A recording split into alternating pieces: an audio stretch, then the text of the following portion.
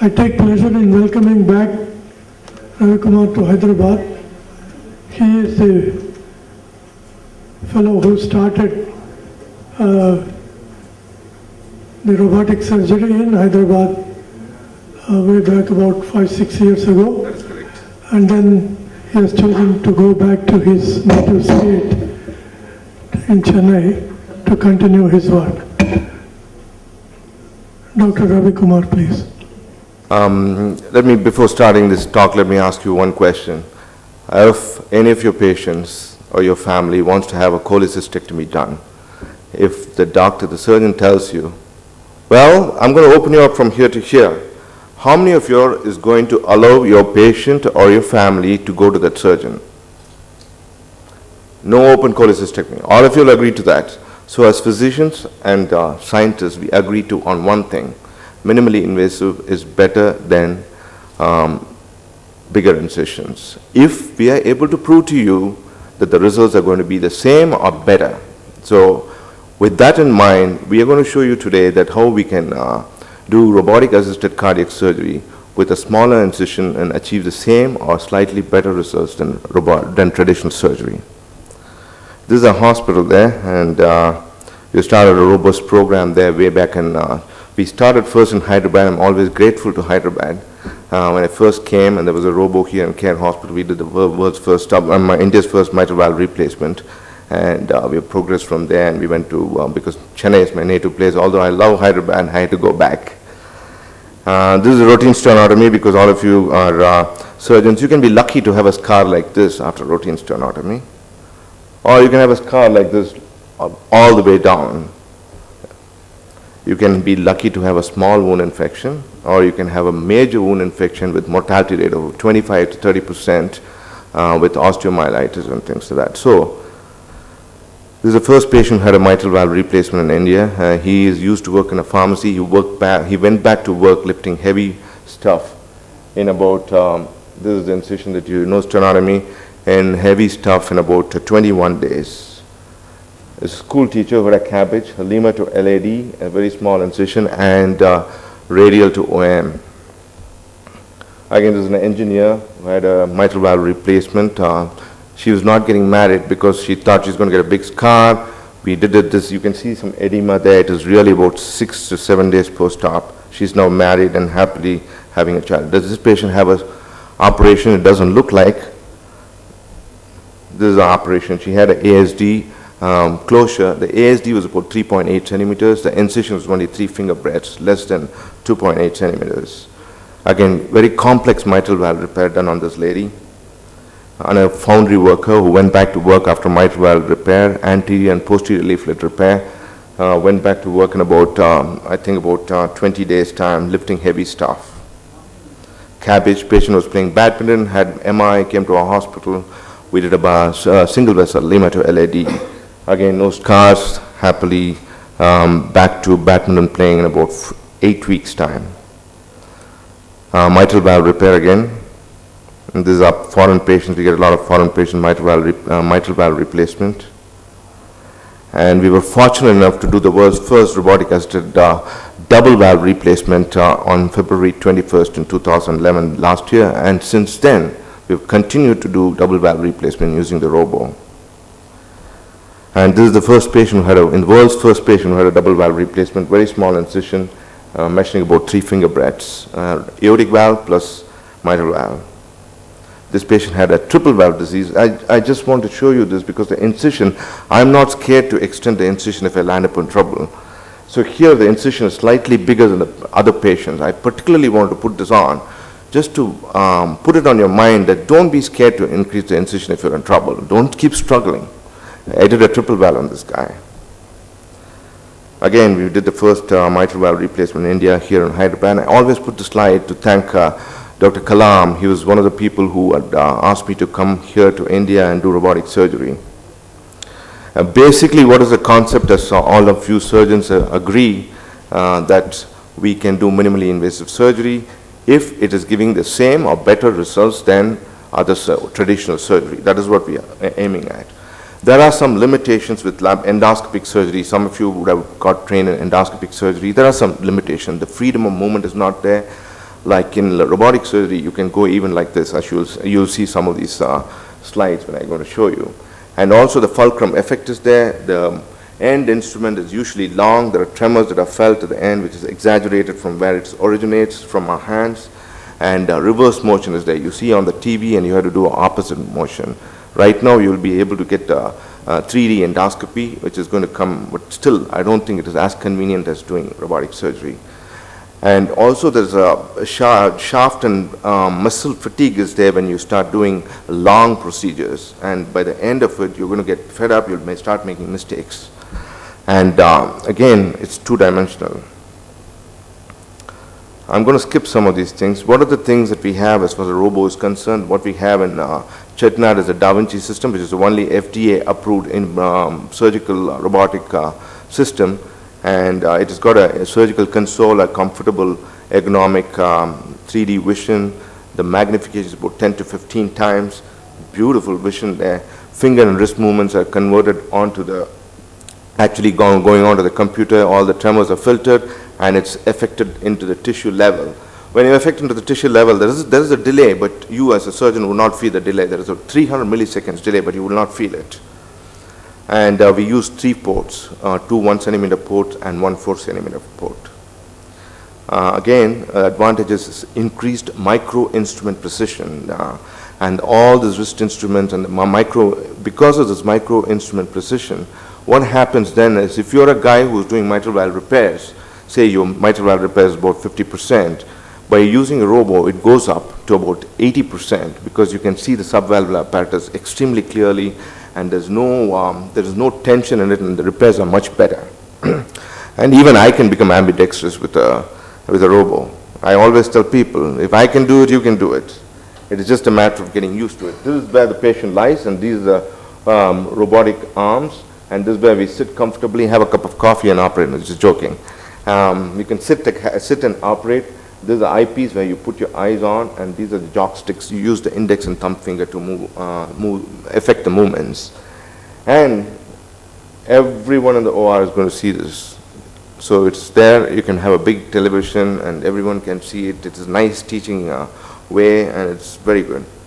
But friends, let me tell you something. It is not easy. It is like climbing the Mount Everest. First, you have to be a good doctor before you become a good surgeon. And as you know, you have to be a good general surgeon before you become a good cardiac surgeon. And as you grow, you have to just start doing more minimally invasive surgery and probably video-assisted thoracoscopy, and then you can graduate on to, it is like acclimatizing yourself to certain levels, and then you can do robotic surgery. But I'll tell you, once you reach the summit, it is very exhilarating. I'm just going to skip some of the slides. Now, what rights do I have to stand in front of you and tell you, yeah, robotic surgery is much better than traditional surgery? There are multiple papers that has come out. I think all of you will agree with me on one thing, that is minimally invasive. We've agreed on in my first statement. But there are a bunch of papers that has come. Cosgrove in Cleveland Clinic is the first one to show minimally invasive mitral valve repairs are much better, basically because you can discharge the patient home early, low mortality and low morbidity.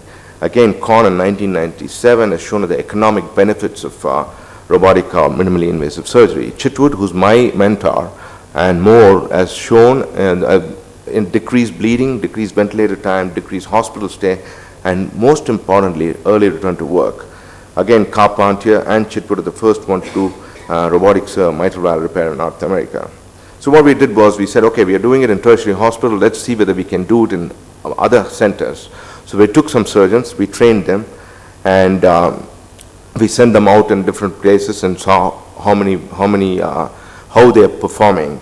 And before that, there are some exclusion criteria, but right thoracotomy, I don't think it is, right now it is not an exclusion criteria for us, basically because you can take your time and take down the additions. So it's not an exclusion criteria. Renal failure is definitely an exclusion criteria, but if the patient is already in full-blown renal failure with dialysis, it doesn't matter. You can go ahead and do minimally invasive surgery on these people, okay? Now, liver dysfunction is definitely a contraindication. Bleeding disorders is a contraindication.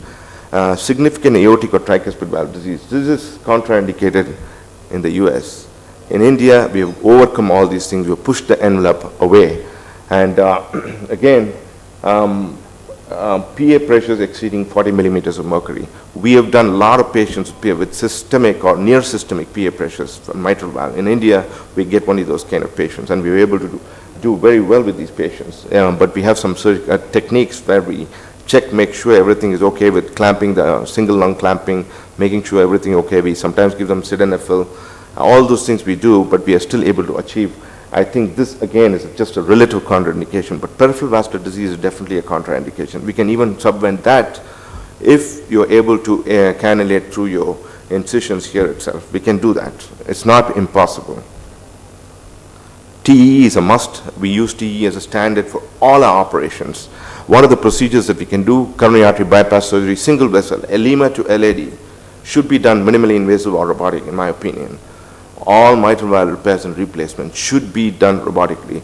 In the past 2 years, we have not converted even a single mitral valve to open procedure. We have done it in the past, but from the past 2 years, we have not converted. Over nearly 113 of mitral valves we have not converted. Thymectomy should be done using robotic surgery. Adult ASD should be done only using robotic. As a matter of fact, you don't need to have a big incision.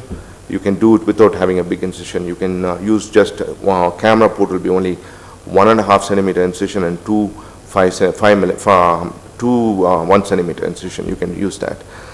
Aortic valve replacements, as I told you, we are the only center in the world doing it. Although we have trained some of the people in the US, they've gone back and started doing it. They've done probably about 7 or 8. We have done about 28 of them right now. Even last week we did 2 aortic valve. Lung lesion can eminently be done with this. Biventricular lead placement. No cardiologists here, right? No cardiologists here? They take quite some time, as you know, to place the biventricular lead, especially in the circumflex area, and you are exposed to radiation. Here we can do it within 20 to 30 minutes using a robo, exactly where they want to be placed. And atrial fibrillation surgery, modified MACE can be done with two small incisions, one here and one here. And although we talk about cardiac surgery, it's been extensively used in urology, gynecology, and bariatric surgery. I'm going to take you into the operating room for a little fun there. There's a patient lying down here. Just show you one anastomosis. This is the T-cab. The head of the patient is here. There's the left side, left nipple is here. We're going to mark these incisions. These are the ports. There's a robo, and we have inserted all the ports here. This completely T-cab, meaning 1 centimeter incision 4, and the stabilizer is about, again, another 1 centimeter. It's very expensive, but we can modify this by making a smaller incision. That's what you've done. We sit in the robo. These are all the hand movements that is just transmitted there. Lima, LAD. LAD has been opened. Patients put on cardiopulmonary bypass. Heart is stopped, and we do the anastomosis. As you know, this is the atoproline, ato Gore-Tex and cardinal suture that we use, and you see how big it's magnified. It's very, very well seen. This was a 1.5 millimeter vessel.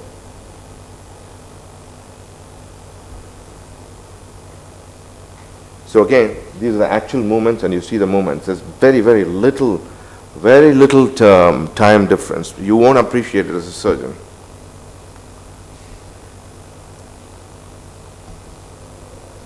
Okay, what are the results of these 112 patients we were talking about, and multiple things?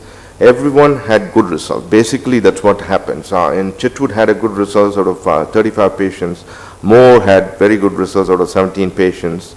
And this is what I told you. We took 112 patients, enlisted 10 hospitals, trained the surgeons, sent them out, and proctored each one of them during the cases.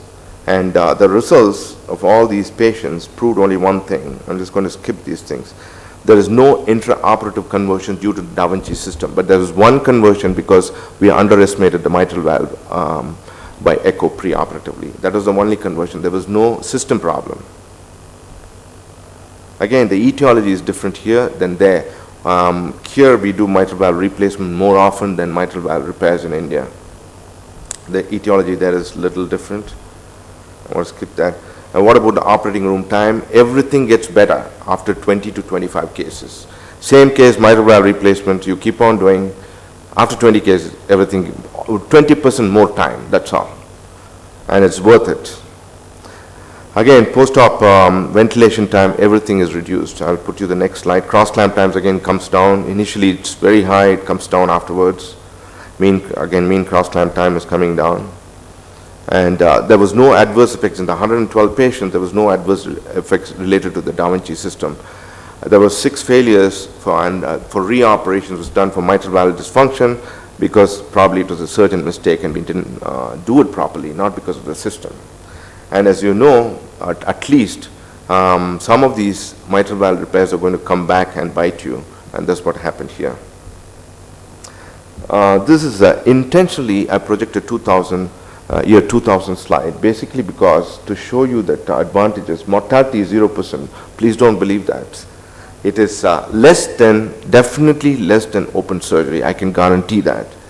But here there was a bias in the way they chose the patients. Okay, now we do patients with ejection fraction of 20% CABG. We don't mind. And the last patient I did with the aortic valve, his left ventricle was 7.8 centimeters. We were able to get through all these guys. Again, major complications are less, and neurological complications are really less than what it is for open procedure. And there is again slight variation in Western as far as our results are concerned because we operate on younger patients for mitral valves.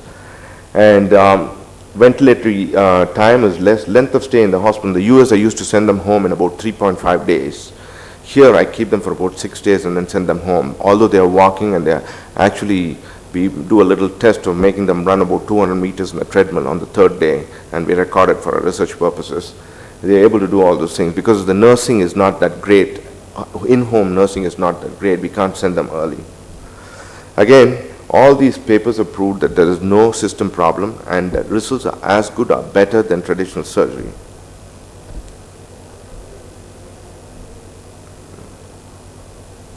We'll take you into the OR again and show you a big ASD being repaired.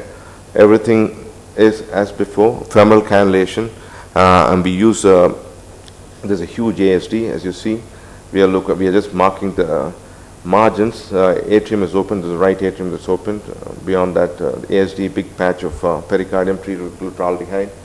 This is, if you see, this is actual. You can time yourself, and there is very minimal addition in this. There's not much of addition. You use Gore-Tex sutures. We put one suture here to anchor it, one suture on the other side, and run around.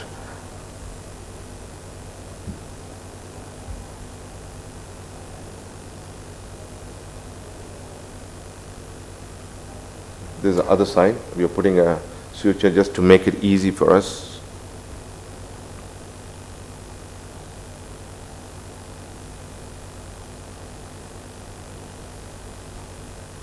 That's again is a 4-0 Gore-Tex. I think it's 5 Gore-Tex. Good question. We take 13 centimeters. Yeah, 13 centimeters. We keep 4 centimeters for the tying area, the small one, and the other one is longer. The running needle one is longer. That is very important because otherwise you won't be able to tie. Yeah. And this, as I said, this ASD was about 3.8 centimeters. The incision was less than that.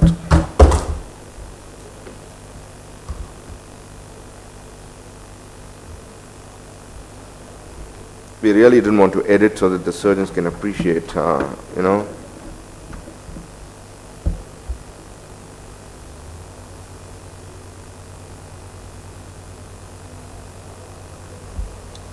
As you see, it is like a choreography. It is not a single man's work. You see a hook coming down and lifting up the sutures. That is one of the assistants, my table side assistant, who's doing that. Otherwise, you have to use another port to use a hook, and you can do it. Again, you need choreography, meaning you should all be, it's a teamwork, and you can't do it alone. This is a patch that we completed.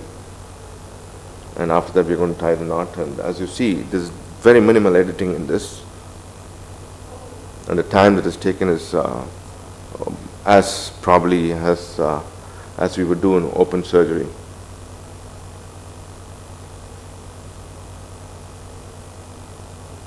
We'll tie it and then we'll check it up, and we are done.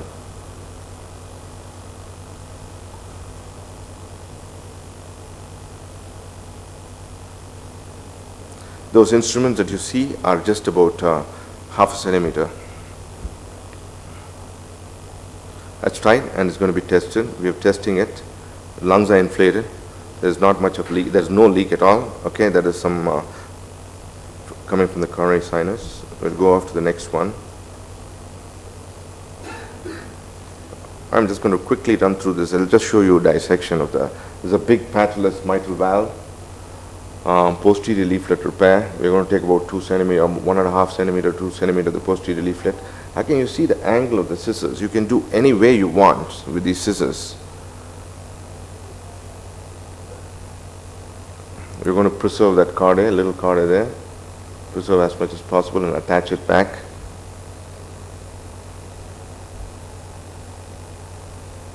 We used to use nitrile clips for this, for the mitral valve repairs. We don't need to use it anymore because the people have found there are more leaks with that clips. So we recommend suture. And we're going to put annular sutures.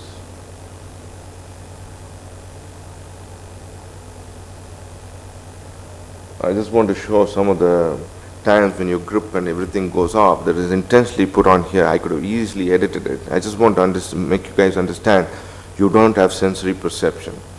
That is the reason you have to look, and that's the reason why people who want robotic surgery should have done open surgery.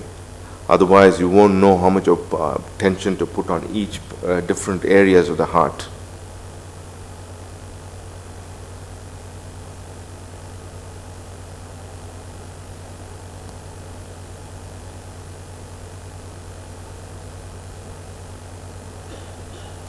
These scissors, we can also use robotic scissors, but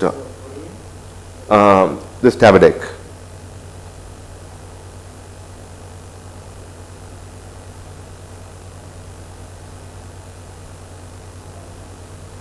Even when you handle the instruments, you've got a certain waist. You have to twist the belly. Belly should be taken up, otherwise the guy there would pull it up and the needle will just hook onto some part of the heart and tear it.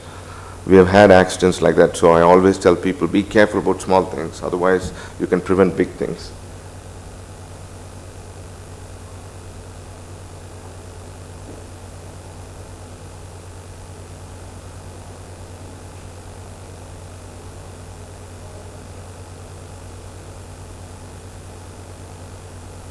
Each instrument costs about $220 for each use. I used to use like 11 instruments for in US for doing TCAP. Now I use only 2 instruments, and for mitral valve I used to use 5 instruments. Now I use only 2 instruments. Some of the things we can do it with the small incision, we can use it, do it with cutting the valves and all those things, we can use the scissors. We are measuring the size. Again, we're going to put all the annular sutures and then put the ring down. We tie it out. The ring is outside the body. We tie it down. Either use a knot pusher or hand, whatever is comfortable. We use it and we tie it down.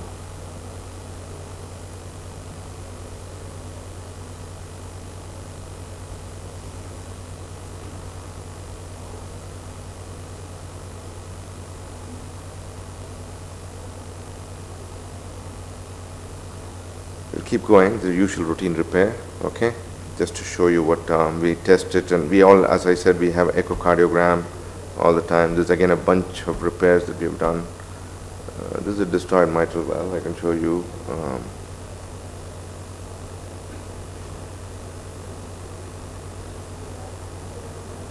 Testing the mitral valve. It's not going. That mitral valve is taken out. I'll show you the suturing. Annular sutures are being put in.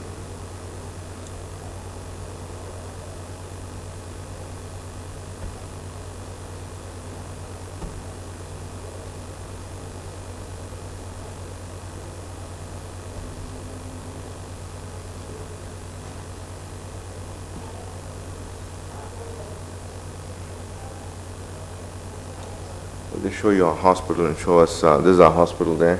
Beautiful hospital, 100 acres of greenery, no noise, environmentally controlled. And I'm going to show you the world's first robotic assisted double valve replacement.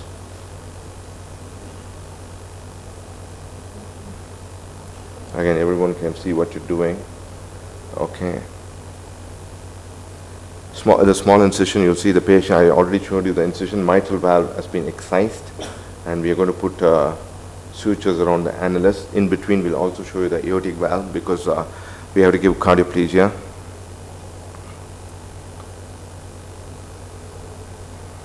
Again, I want to show you the struggle sometimes you might have and how to get over these things. Sometimes you change the instruments from one side to the other. You can use your left hand for putting the sutures. It's very easy.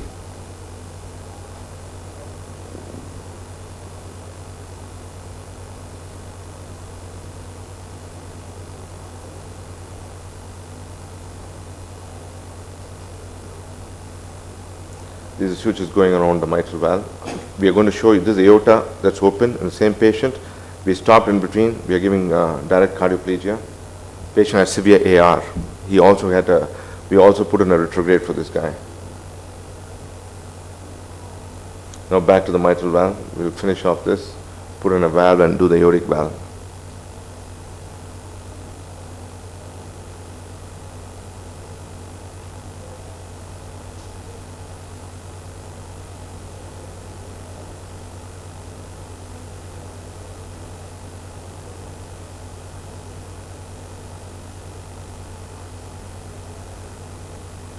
Everything is routine, and we don't give any brain to the robo. It has got to do what we say.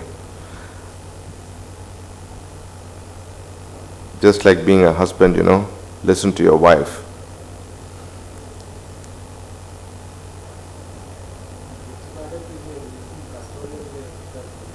Yeah, no, I use a regular cardioplegia St. Thomas's. That's why I had to give in between. Nowadays, we are able to put all the sutures in to anywhere ranging between 12 to 22 minutes. All the sutures for the mitral valve is in. If you're doing mitral valve, 2 cardioplegia we're done. If you're doing mitral aorta combination, we need 4 cardioplegia. Every 20 minutes, every 15 minutes they warn us, every 20 minutes without failure you have to give, because the problem when you're doing aortic valve is getting the right. In the small incision, you can't get the right, it's very difficult.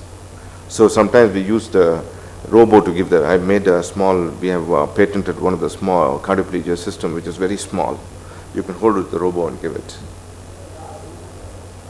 Again, the aortic valve, this is the aortic valve excised. We're putting the first suture, commissural suture. We've got a couple of commissural sutures and finished off.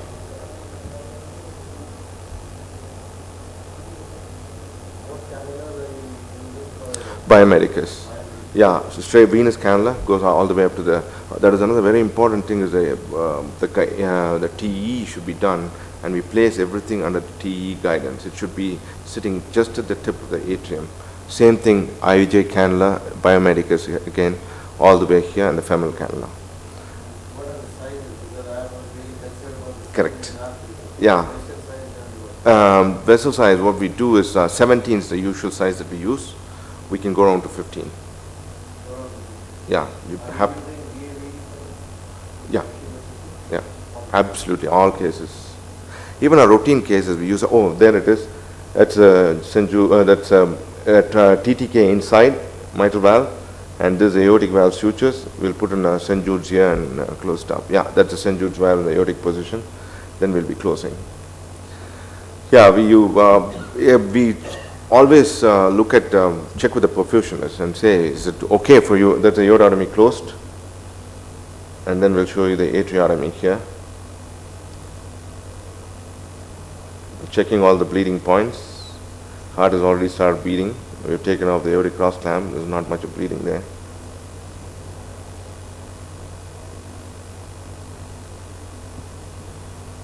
Let's see the atriotomy here in a second.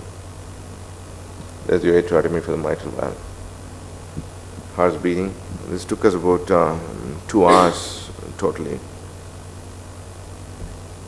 Oh, sorry. Again, friends, this is the first mitral valve replacement that is done in India. Think of these incisions. Think how we can do this, how we can beat the guys there next door. This is my first patient in US. He still writes to me. I'm going to show you some more pictures just for you to carry home the idea how people are happy with this kind of. Okay, this is again aortic valve replacement on a Iraqi guy who's in the US now. Very small incision. He was up and running around. He plays football now. Old man, 72 years old, aortic valve replacement. 2 months later, you don't see anything at all. Very small incision. This is a Kenyan player that I was telling you, Kenyan guy who's Olympic marathon runner. This is our OR there.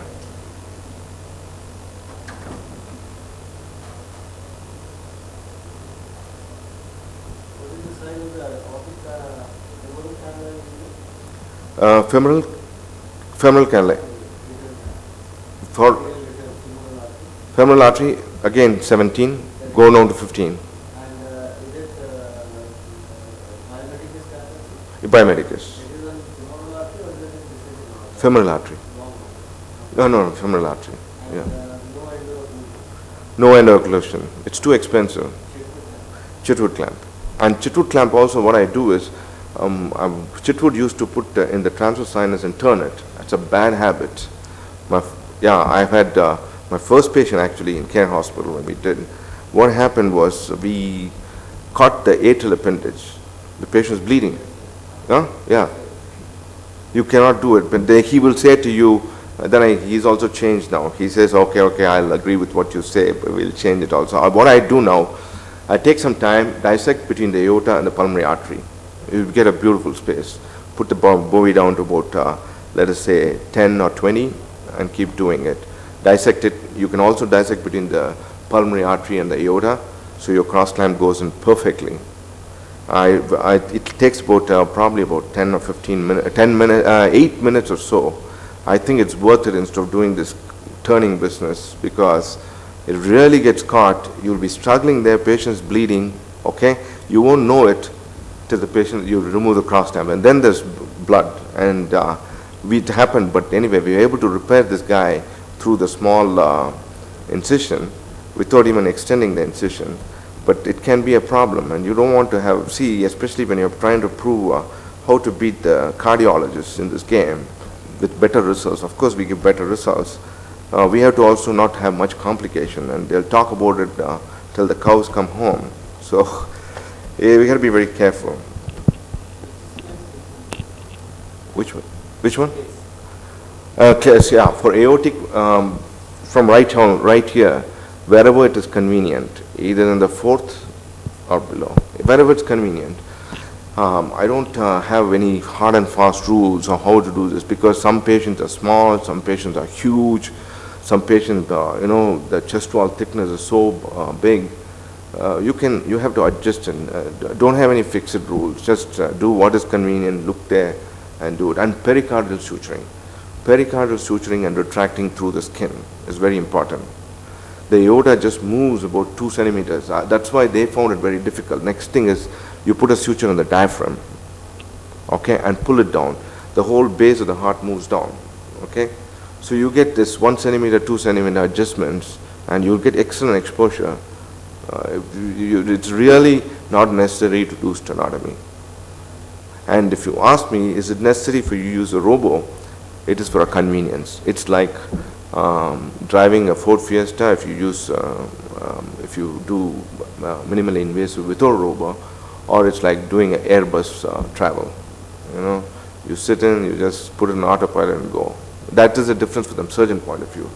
From the patient's point of view, again, I have to compare minimally invasive and robotic now. Traditional surgery and minimally invasive. It's like having an auto run over your shoes, or a 18-wheel trucker run over your shoes. There is difference. Our papers are coming out, which is going to show you all the anti-inflammatory agents are much less in minimally invasive surgery. We have already published some in circulation before, about 8 years ago. It is going to come again for robotic surgery, as this is traditional surgery. what are the inflammatory markers, and how they are reduced in robotic surgery. Again, robotic incision is smaller, less tissue damage, less blood loss, less infection, less bleeding, less scarring, and I won't say no pain, only less pain. We always give paravertebral blocks for all these patients. It makes them very comfortable. Less number of days in the hospital, and faster recovery, and therefore earlier return to normal life. This is very important. This is 21st century. You're sitting as a vice president in a company and you want heart surgery. The guy who's a manager is looking at your chair. You're not there for 10 days. He goes to your president and says, hey, I want to do the job. No. You have to return back to work early. You have to put bread and milk on the table for your kids, pay the college education, look after yourself and your wife.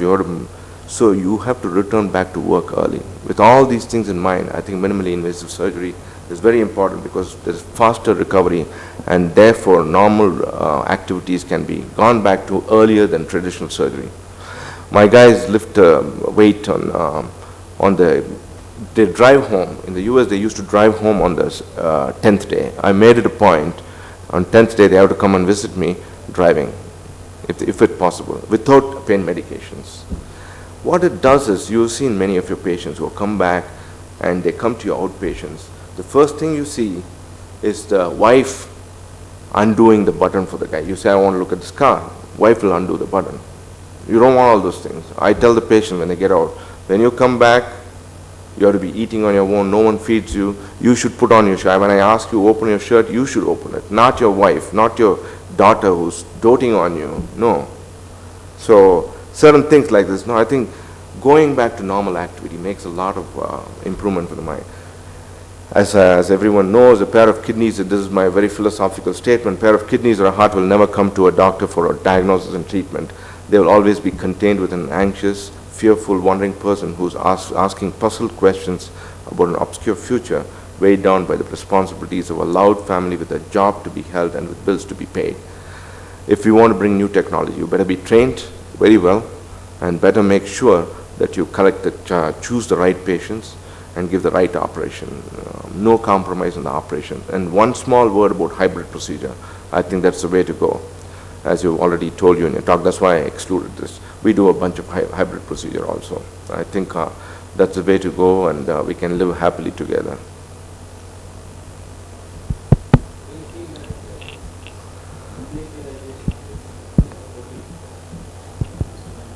Yeah.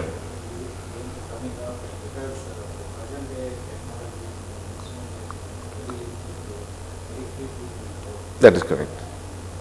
It is. Yeah. Yeah. Yeah. Yeah, you're right. Yeah. Exactly. Yeah.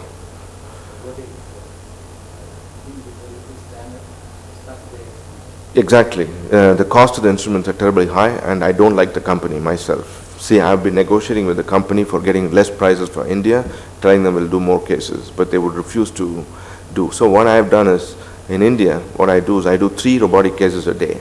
Okay, if I put a mitral, I do 3 mitral, or 2 mitral, 1 aortic, whatever, all valve cases together, all cabbages together. So when I do 3 cases, I start at 8 o'clock in the morning with the skin incision. By 7:30, I'm finished. Because we have a team. What I then do, the reason why I say it's not to trumpet myself, but the reason why I do 3 cases, it's tiring. You reduce the instrument usage. I use only 2 instruments, which cost me $440, and I use it 3 times. That means my cost is only 450 divided by 3 is $150. That is 6,000 or 7,000, nearly $7,400. 7,400 rupees per robotic case. That's all. The only way to do that is to do this. Secondly, we are in talk with the space agency from Germany. They have come out with this miniature robos, which they've used extensively there. But they have not put it into medical applications. It is usable, but they haven't put it into medical. What we are trying to do is, you know that instrument, the instrument end of the instrument that you see, we want to make it into titanium so that it lasts for 100 cases rather than 10 cases what Intuitive is doing. They just give you 10 users. So we cheat. We tell the robo we are doing only 1 case We do 3 cases on that. That's the only way to beat it right now. And they always come and complain. They come to service my, they'll always complain. They'll write letters. They'll say, you are not supposed to use it for 3 times. I said, why not? Reduce the price. So that is the only cost. In 2 years, we are coming out of this. And the consoles are also going to be different. You'll see only one console, which is this size, which will be this high. And there'll be 2 or 3 consoles. So let us say you're doing a mitral valve. You want 3 consoles. You put in 1 camera, 2 arm ports. That's it. Let's say someone else wants urology. He'll take 3 plus 2, 5 ports. So we're going to bring that in. We are in talk with those guys. It's the design problem for the snap-fit instrument is what is happening. It's very small. Any more questions? What practice of the valve and surgery? As far as percentage is concerned, it will be probably about, valve will be about 80%, 85%. Coronary work will be 15%. And other thing is, we have kind of, our institute is such that you're the institute director and you have the cardiologist under you. And every case has got to be discussed with us. Unless they prove to us that the stent, we are not going to say, oh, don't stent a straightforward mid-LAD lesion. We won't say it because it's not ethical. But anything that is not out of the norms, we really take a whip on them. We will not allow anything that is not recommended. So hybrid we are developing. We've done about 15 cases of hybrid now in the past 4 months. So we'll see how things go. I think that's the way to go as far as. What have been the cost of this? Yeah, realistic cost will be, see, we reuse everything. My cannulas, the biomedicals cost me $12,000 for cannula. 3 cannulas we use, okay? That is $36,000. I used it on 40 cases. I never thought I'll do this when I first came. I thought, I used to say, oh, why are you using cannulas?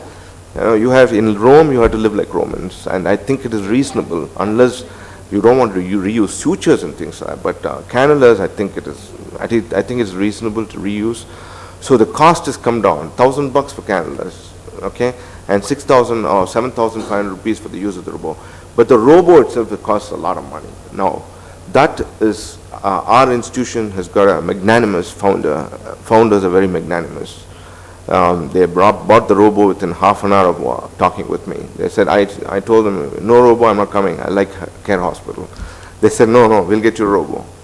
That's how they were mentally set up. And they don't ask me, as far as financially, if I'm not giving them a loss, they're very happy. But what has happened is, as a lateral advantage, we've started getting a lot of patients from abroad, and that compensate very well. For example, if I do an Iraqi patient, I'll charge them $10,000. And on the same day, I'll do an Indian patient who can give me 50,000 Indian rupees. It's actually a profit. If you look at the end of the day, I made a profit to the organization. You have to be, as doctors, we have to be fiscally responsible and also show at the bottom line we're making money. Two more things I thought. Cost, you said, how does it compare with the open surgery? Yeah. Cost. Then second thing, the time taken. Time is 20% more time than routine surgery. That again, when I first started, it'll be like 2 times more, 200%. But then what happens is, over a period of time, now it is all like 12 minutes. 2 more questions. Yeah. How did you overcome the loss of tactile sensation feeling? Good question. That's why I showed you the slides, the video, and I intentionally didn't want to edit. There are times when you have to be concentrating on the robot, thinking, I'm at the annulus, I can take a nice bite.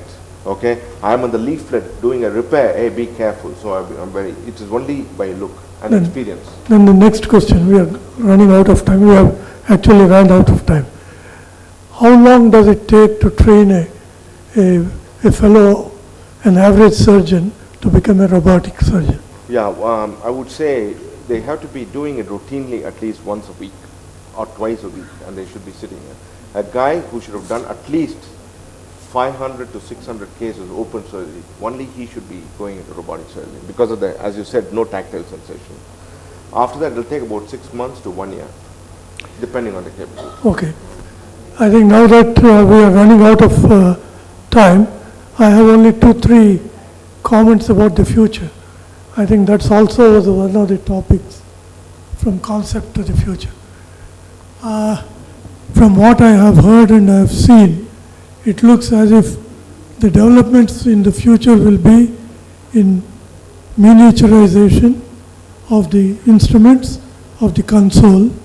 Then the second thing probably will be from the telecontrol with control through the